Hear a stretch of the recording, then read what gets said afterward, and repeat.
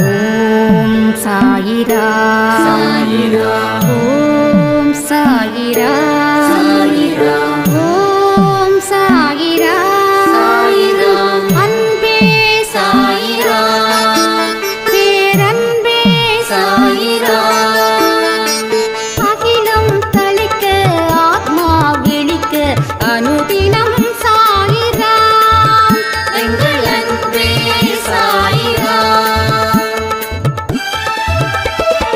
ஒன்றே இறைவன் ஒன்றே பூமிக்கென்றும் சாயிரா சரணம் சாயிரா நன்றே செய்து வாழ்வோம் நாம் ஒன்றே செய்து வாழ்வோம் அன்பே சாயிரா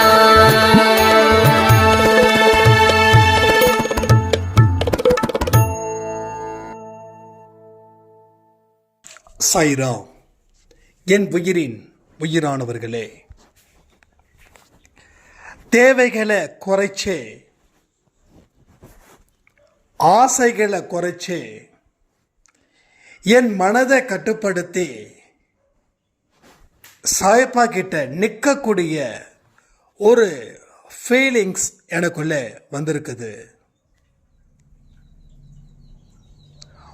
ஒரு செய்திகளும் பலாப்பழம் போல இருக்குது. பலாப்பழம் மேலே தோல் எப்படி இருக்கும், ஆனால் அதை உரிச்சா எவ்வளவு சுவையாக இருக்கும். அது போல தான் அன்பேசாயோட ஒவ்வொரு பதிவுகளும் அப்படிப்பட்டதாக இருக்குது. வாழ்க்கையை மாற்றி அமைக்கக்கூடிய சக்தி ஒவ்வொரு பதிவிலையும் இருக்குது. கடவுளை நம்பி இருக்கிறவங்களுக்கு ஒரு பெரிய அற்புதம் காத்துக்கிட்டு இருக்குது அப்படின்னு ஒரு சாய்ராமுடைய பதிவு. இதில் தெரிஞ்சுக்க வேண்டிய விஷயங்கள் என்ன அப்படின்னு கேட்டிங்கன்னா,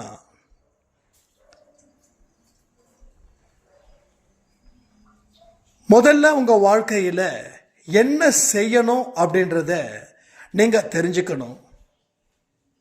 அதை எப்போ செய்யணும் அப்படின்றத தெரிஞ்சுக்கணும். அதை எப்படி செய்யணும் அப்படின்றத தெரிஞ்சுக்கணும்.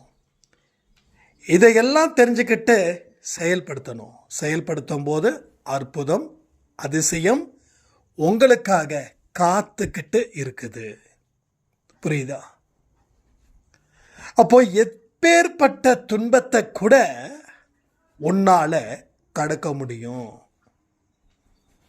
ஒரு துன்பத்தை கடக்கணும் அப்படின்னா அதற்கு தேவையான அறிவு இருந்தா போதுமா? சக்தி இருந்தா போதுமா? கடவுளுடைய அனுக்கிரகம் தேவையில்லையா? இதுதான் இன்னைக்கு 12 மணிக்கு கொடுத்த பதிவோ இல்லை 10 மணிக்கே கொடுத்த பதிவோ சரி ஞாபகம் இல்லை, நான் சொல்லியிருக்கேன். அதில் திறமை இருந்தவும் தோத்தவன் ஜாஸ்தி, அறிவு இருந்தும் தோத்தவன் ஜாஸ்தி, சக்தி இருந்தும் தோத்தவன் ஜாஸ்தி. அப்போ இது எல்லாம் இருந்தும் கடவுளுடைய அருள் இல்லைன்னா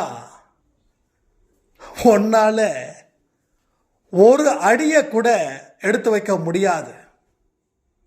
அப்போ சாயப்பாவோட அருள் இங்க உங்களுக்கு இருந்தா நீங்க வச்சிட்டு இருக்கிற எல்லாமே சிறப்பானதா இருக்கும். என்கிட்ட ஒரு சாய்ராம் சொன்னாங்க, திறமை நிறைய இருக்குதுங்க, ஆனாலும் வாழ்க்கையில் முன்னுக்கு வரவே முடியல அப்படின்னு. அவங்கக்கிட்ட ஒரு சில கேள்விகள் கேட்கும்போது அவங்க சொன்ன பதில்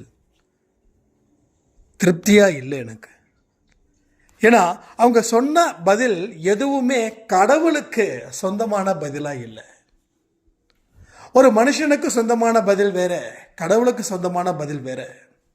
ரெண்டும் ஒன்று வட துருவம், இன்னொன்று தென் துருவம்.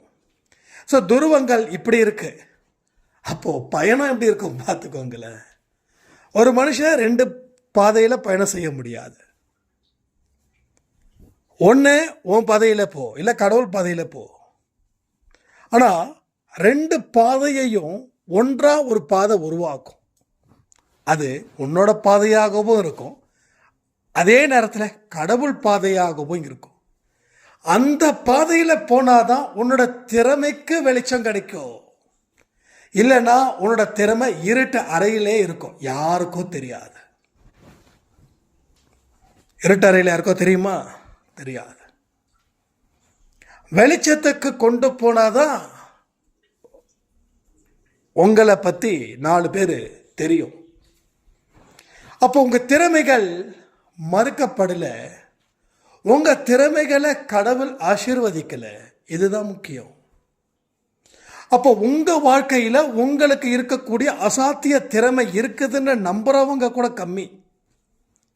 அதாவது திறமை இருந்தும் வாழ முடியலன்னு சொல்கிறவங்கள கூட ஒரு வகையில் ஒத்துக்கலாம்.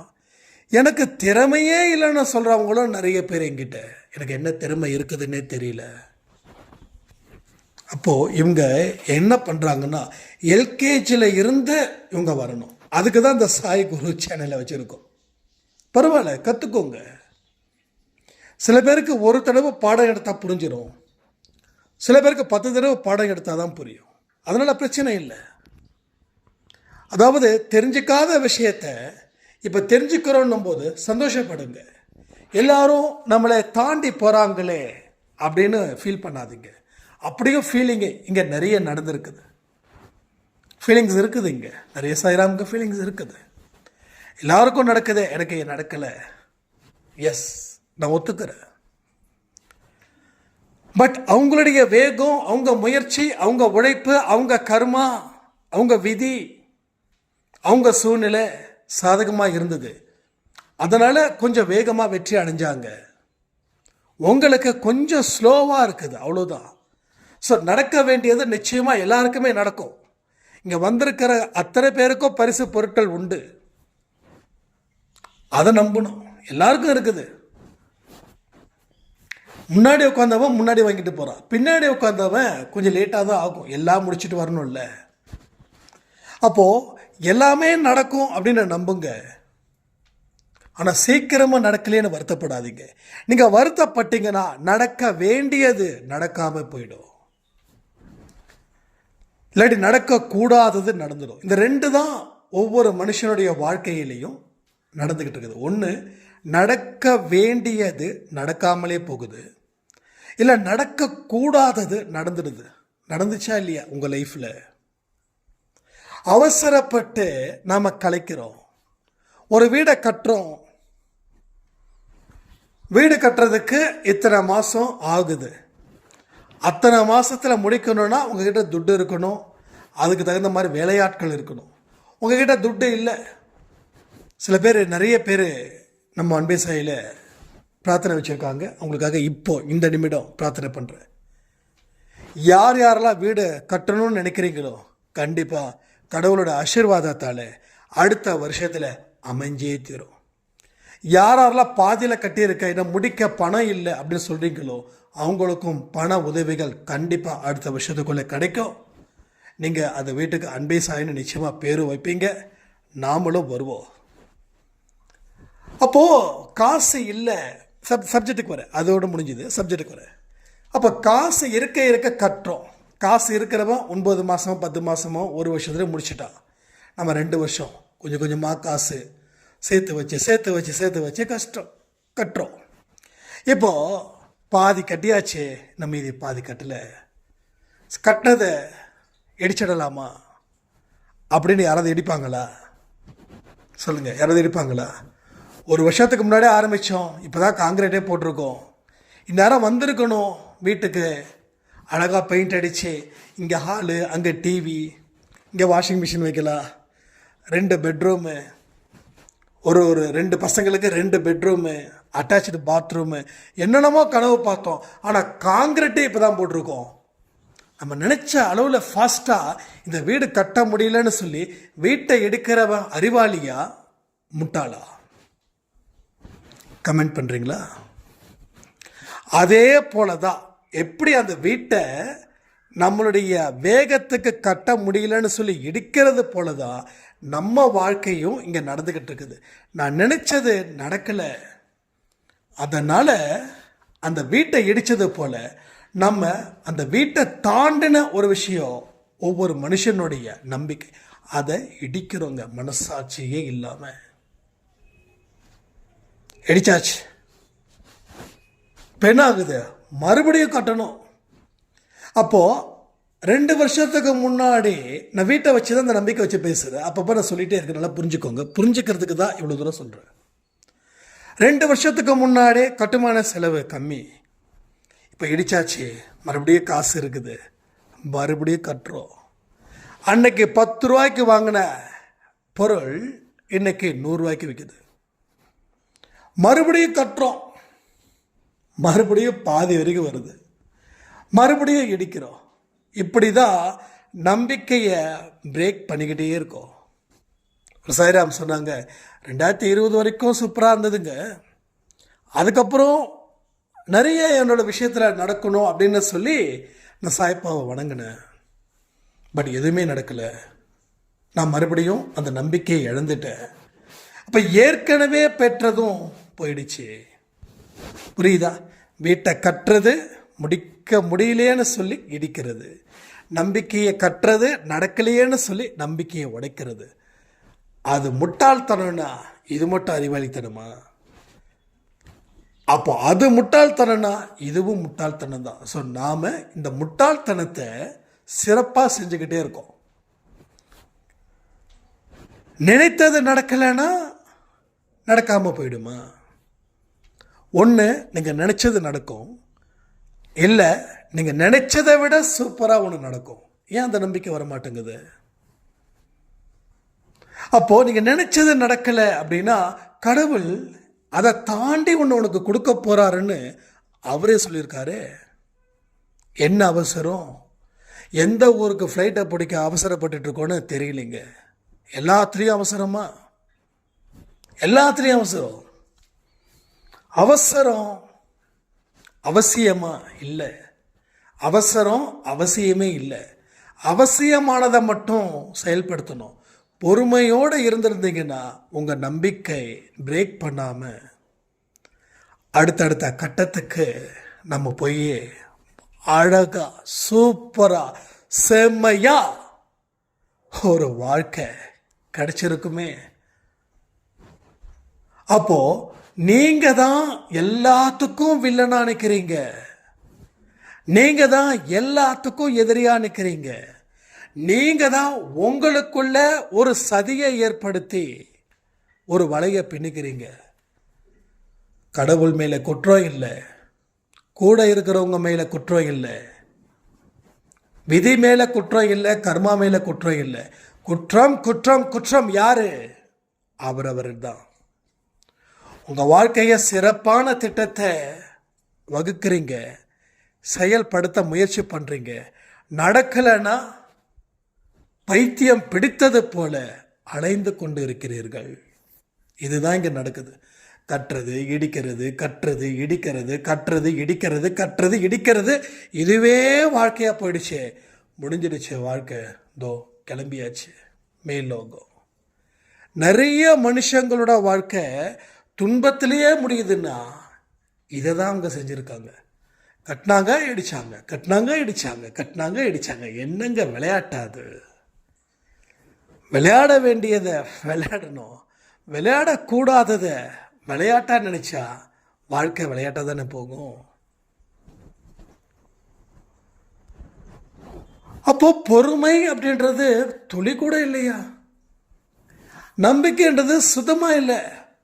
ஒரு மனுஷன் பொறுமை இல்லை, நம்பிக்கை இல்லைன்னா வாழவே முடியாது. அவன் எவ்வளோ பெரிய கோடீஸ்வரனாக இருக்கட்டும், இல்லை எவ்வளோ பெரிய பிச்சைக்காரனாக கூட இருக்கட்டும், பிச்சைக்காரன் கூட நம்பிக்கை இருந்தால் தான் பிச்சை எடுக்க முடியும். அவனோட மனநிலை தான் அவனுக்கு பிச்சை வர வைக்குது. இன்னைக்கு விஷ்ணு சாய்ராம் சொன்னாங்க, ஒவ்வொருத்தரோட மனசு தான் எல்லாத்துக்கும் அப்படின்னு. எஸ், இதை தான்ப்பா நம்ம அன்பி சாயாடியோட சொல்கிறோம். இல்லை நான் இப்போ தான் ரெகக்னைஸ் பண்ணேன். அப்போது ஒவ்வொரு மனுஷனும் சொல்கிறத கேட்கல, அவங்களுக்கு ஒரு விஷயம் நடக்கும்போது தான் ரெகக்னைஸ். நான் ஏற்கனவே சொல்லியிருக்கேன் உங்ககிட்ட, எல்லாமே அனுபவப்பட்டாதான் நான் ஏற்றுப்பேன் அப்படின்னா இந்த கலியுகம் அழியிற வரைக்கும் உங்களுக்கு பிறப்பு இருக்கும். இல்லை, என்னுடைய சுய சிந்தனை, என்னுடைய ஞானத்தை வச்சு நான் அதை தெரிஞ்சுக்க முயற்சி பண்ணிட்டேன் அப்படின்னா 10 பேருடைய அனுபவமும் உங்களுக்கு இந்த ஜென்மத்தில் வந்துடுச்சுன்னா 10 ஜென்மங்கள் மிச்சப்படுத்தப்படும். அதாவது எனக்கு சம்மந்தப்பட்டவங்க எல்லாருமே ட்ரிங்க் ஹேபிட் இருக்கிறவங்க. என்னோடய ஃப்ரெண்ட்ஸாக இருக்கட்டும், பிஸ்னஸ் இருக்கக்கூடிய பீப்புள்ஸாக இருக்கட்டும். ஆனால் ஏற்கனவே தண்ணி அடித்து ஹார்ட் வீக் ஆகி, ஹார்ட் ஃபெயிலியர் ஆகி, கிட்னி ஃபெயிலியர் ஆகி குடும்பத்தை நடுத்தெருவில் விட்டுட்டு போனார்களே, அவங்கள நினைக்கும்போது அது எனக்கு அனுபவ பாடமாக இருந்துச்சு. அதனால் அந்த கன்றாவியை எடுக்கலை. நான் இறந்துட்டேன்னா யாருக்கு பாதிப்பு? நான் சம்மந்தப்பட்டவங்களுக்கு பாதிப்பு. எனக்கு பிரச்சனை இல்லை. இருக்கிற வரைக்கும் ஜாலியாக சந்தோஷமாக தண்ணி அடிச்சுக்கிட்டு உளறிக்கிட்டு அப்படியே ஒரு மயக்கத்தில் இருக்கிறது என்ன கஷ்டமா? சொல்லுங்கள், கஷ்டமா? இல்லையே, அது ஆனந்தம் இல்லை. அப்போ ஆனந்தத்தோடு நம்ம போயிடுறோம். ஆனால் நம்ம குடும்பத்தில் குழந்தைங்க, நடு தெருவு, யோசிச்சு பாருங்க எவ்வளவு பெரிய ரிஸ்க்குன்னு. அப்போது குடிக்காரர்களுடைய முடிவு எங்கே இருந்துச்சு? அந்த குடிகாரர்களை நம்பி இருக்கக்கூடிய குடும்பம் எந்த இடத்துல வந்து நின்றுச்சு? அந்த குழந்தைங்களோட படிப்பு என்னாச்சு? இதெல்லாம் யோசித்து பார்க்கும்போது லிக்கர் இஸ் வெரி டேஞ்சரஸ். அதே போல் பெண்கள் சைடில் ஒருத்தர் வீக் ஆகிட்டாருன்னா அந்த நிலைமை என்ன ஆகும்னு சொல்லி ஒரு படிப்பு. அப்போது பெண்களை ஒரு போதையாக பார்க்காத, பெண்களுக்கு உள்ள இருக்கக்கூடிய இதயத்தை பாரு அப்படின்னு ஒரு பார்வை. இன்னொன்று, இந்த பெண்களோட சதைக்காக மயங்காத, பெண்களோட சதைக்குள்ளே இருக்கக்கூடிய எலும்பை பாரு. அதை பார்க்கும்போதும் ஆசை வந்துச்சுன்னா இதெல்லாம் எனக்குள்ள நான் ஏற்படுத்திக்கிட்ட ஒரு செயல் திட்டம். அதனால் இதில் இருந்து நான் பாதிக்கப்படலை. மது மாது இதில் பாதிக்க ரெண்டும் சேர்ந்துருச்சுன்னா அவன் வாழ்க்கை முடிஞ்சிச்சுன்னு அர்த்தம். 2ல் 1ன்னா அதுவும் பொறுப்படியாக வாழலைன்னு அர்த்தம். 2ம் இல்லை, 2த்துக்கும் அடிமை இல்லைன்னா அவன் வாழ போகிறான்னு அர்த்தம். அப்போ மற்றவங்களோட அனுபவத்தை வச்சு தான் என்னுடைய அனுபவமாக நினச்சி அந்த விஷயத்தில் கையில் எடுக்கலை. அதனால் எல்லாரையும் அக்காவாக நினச்சிக்கோ, எல்லாரையும் தங்கச்சியாக நினச்சிக்கோ, பிரச்சனையே இல்லை. ப்ராப்ளம் சால்வ்டு, அவ்வளோதான். அப்போ எதனாலையும் என் மனசு வீக் ஆகலை. வீக் ஆயிடுச்சுன்னா எதையுமே ஸ்ட்ராங்காக நிற்க முடியாது. வாழ்க்கையில் என்னைக்கும் புரிஞ்சுக்கோங்க, ஆண்களுக்கும் சொல்கிறேன், பெண்களுக்கும் சொல்கிறேன், கடவுளுக்கு பிடிக்காத விஷயம் செய்யும்போது நமக்கு பேரானந்தத்தை கொடுக்கும். அந்த பேரானந்தம் அது பெரும் துன்பமாக கன்வெர்ட் ஆகும். நீ 10% நீ செய்த பாவத்தில் சந்தோஷம் அடைஞ்சிருப்ப. ஆனால் 10 × 10 எவ்வளோ? 100% பெரும் துன்பத்தை அடைவேன். அப்போது 10% இருக்கக்கூடிய சந்தோஷம் முக்கியமா, இல்லை 100% இருக்கக்கூடிய துன்பம் முக்கியமா? எது வேணும்? எது வேணும்? எது வேணும்னு நினைக்கிறீங்களோ நீங்கள் முடிவு பண்ணுங்க. பாவ செயல்கள் உன் கண்ணை மறைக்கும், பாதையை தடுக்கும். உன்னை போதையிலையும், போதைனா குடித்தவன் மட்டும்தான் போதை இல்லை, குடிக்காமல் இருக்கிறவன், குடித்தவனுக்கோ அந்த போதை இருக்கிற வரைக்கும் தான். ஆனால் குடிக்காதவனுக்கோ வருஷக்கணக்காக போதை இருக்கும். அதனால் குடித்தவங்களை மட்டும் நான் குறை சொல்லலை, குடிக்காதவங்களையும் தான் குறை சொல்லிகிட்ருக்கேன். எதுலேயுமே வீக் ஆகாமல் இரு, ஸ்ட்ராங்காக. அப்போ தான் நீ ஸ்ட்ராங்காக மாற முடியும். எதற்குமே நீ அடிமை ஆயிடாது. சில பேர் சொல்லுவாங்க, அன்புக்கு நான் அடிமை. எதுக்கும் அடிமை ஆகிடக்கூடாது. அன்புக்கு நான் அடிமை ஆயிட்டீங்கன்னு நீங்கள் சொன்னீங்கன்னா வம்புக்கும் நீங்கள் அடிமை ஆகிடுவீங்க. அளவு கடந்த அன்பு வைக்கிறது தப்பே இல்லை. ஆனால் யார் மேலே நீங்கள் அன்பு வைக்கிறீங்களோ அவங்க ஒருவேளை உங்களை ஒதுக்குனாலும் வாழ முடியுமான்னு ஒரு கணம் சிந்திச்சு பார்த்து அதுக்கு அப்புறமா அன்பு வைங்க. வாழ முடியாதுன்னா அளவுக்கு அதிகமான அன்பை வைக்காதீங்க. வாழ முடியும்னா என்ன வேணாலும் வச்சுக்கோங்க, தப்பே கிடையாது. ஆனால் பாவத்தின் பிறப்பிடமாக அந்த அன்பு இருக்கக்கூடாது. நான் ரொம்ப டீட்டெயில்டாக நான் சொல்ல முடியல, இன்டைரக்டாக சொன்னால் புரிஞ்சுக்கோங்க. ஏன்னா இன்னைக்கு உலகம் கெட்டதையெல்லாம் நல்லதாக மாற்றக்கூடிய ஒரு கன்றாவியை செஞ்சுக்கிட்டு இருக்குது. அதில் அந்த கன்றாவித்தனத்தில் இருந்து நம்மளை நாம் பாதுகாத்துக்கணும். அந்த பாதுகாப்பு தான் நம்ம வாழ்க்கையை கரை சேர உதவும். இல்லைன்னா கரைக்கு போகாமலே பெரிய பெரிய மீனுக்கு இரையாயிடுவோம். மீனுக்கு இரையாயிடுச்சுன்னா நம்ம ஆன்மா என்ன ரொம்ப கடவுளுடைய இதில் போயிட போதா? இல்லை, மீனுக்கு இரையாகிற அளவுக்கு நம்ம வாழ்க்கை இருக்குதுன்னா யோசிச்சு பாருங்க. இது எல்லாமே உங்களுக்கு முக்கியமான மெசேஜஸ். இதெல்லாம் எனக்கெல்லாம் அப்படிலாம் இல்லைன்னு நினச்சிக்க வேண்டாம். அடுத்த ஜென்மம் இருக்குது. அடுத்த ஜென்மத்தில், இந்த ஜென்மத்தில் உங்களுக்கு வயசு 60 இருக்கலாம், 70 இருக்கலாம். நான் எந்த தப்பு பண்ணலப்பா, ரைட், தப்பு பண்ணலை, சந்தோஷம். எந்த தப்பு பண்ணனா காலில் விழுந்த கூட நான் பிளஸ் பண்ணுங்க என்ன. ஆனால் அடுத்த ஜென்மம் இருக்குது. அப்போ இந்த ஜென்மத்தில் நல்லா உறுதிப்படுத்திட்டீங்கன்னா அடுத்த ஜென்மம் பாதுகாப்பு ஜாஸ்தியாக இருக்கும். புரியுதா உங்களுக்கு? இந்த ஜென்மத்தில் வாழ்ந்துட்டோம், அடுத்த ஜென்மம். அப்போது இன்னைக்கு ஒரு பதிவை நீங்கள் கேட்குறீங்க அப்படின்னா அந்த பதிவு ஆழ் மனசில் போகுதுன்றதை வச்சுக்கலாம். ஆனால் ஆன்மாக்குள்ளேயும் போகுது.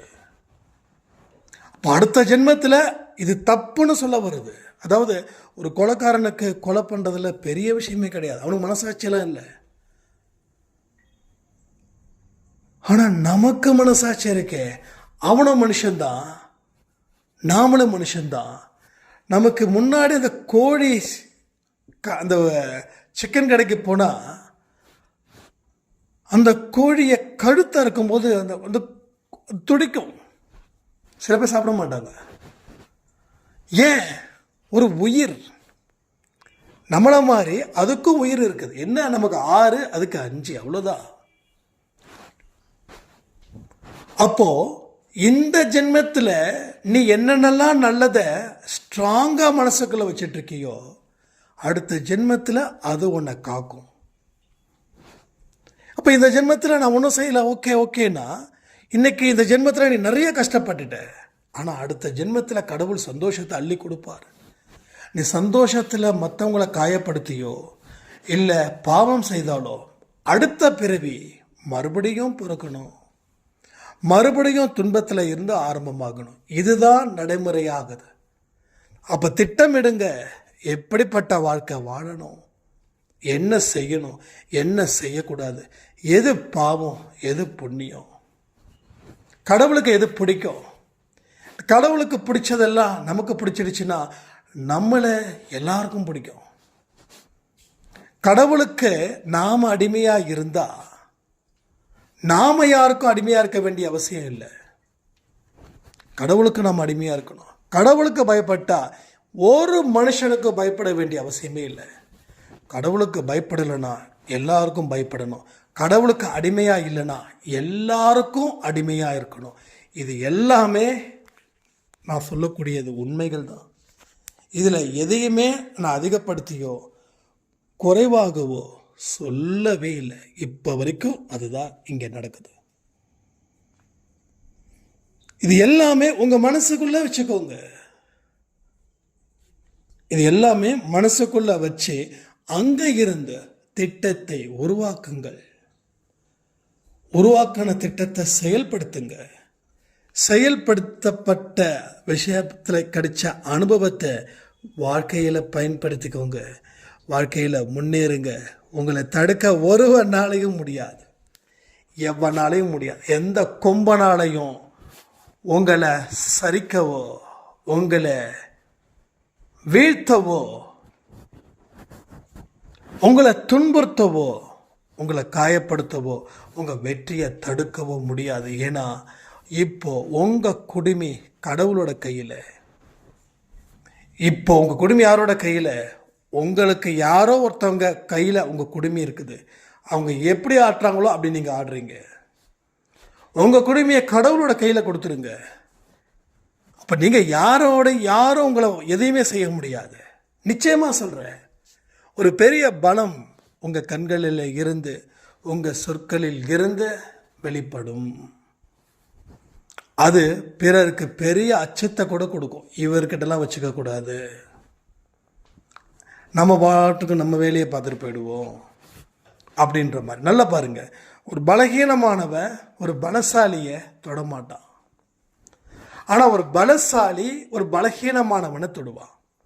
அப்போ நாம் இப்போ பலகீனமாக இருக்கிறதால பலசாலியாக இருக்கிறவன் நம்மளை அடிமைப்படுத்துகிறான், கொடுமைப்படுத்துகிறான், துன்புறுத்துகிறான், எல்லாத்தையும் செய்கிறான்.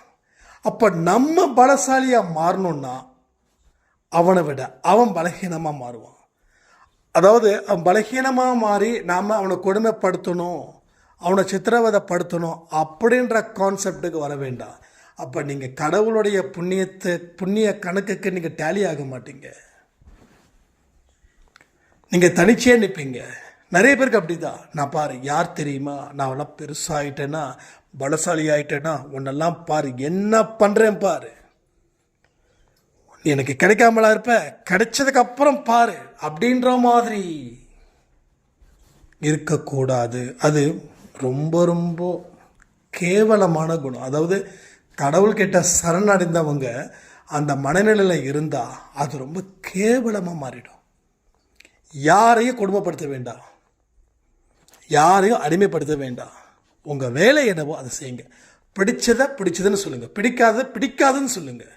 பயப்படவே வேண்டாம், ஸ்ட்ராங்காக இருங்க, ரொம்ப ஸ்ட்ராங்காக இருங்க. உங்கள் போல்ட்னஸ், உங்கள் தைரியம் உங்கள் வாழ்க்கையை எதெல்லாம் கெடுத்ததோ அது எல்லாத்தையும் மீட்டு தரும்.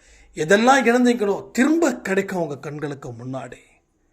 ஸோ பெரிய அற்புதத்தையும் அதிசயத்தையும் நீ காண்பாய். இந்த வார்த்தைக்கு நாம் சொந்தக்காரர்களாக இருக்க முயற்சி செய்வோன்னு சொல்லி இந்த பதிவை நான் முடிக்கிறேன்.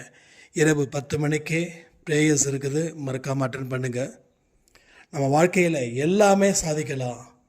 இது எல்லாமே சாயப்பாவுடைய அருளால் இங்கே நடக்கும்னு சொல்லி இந்த பதிவை நான் முடிக்கிறேன். ஜெய் சாய்ராம்.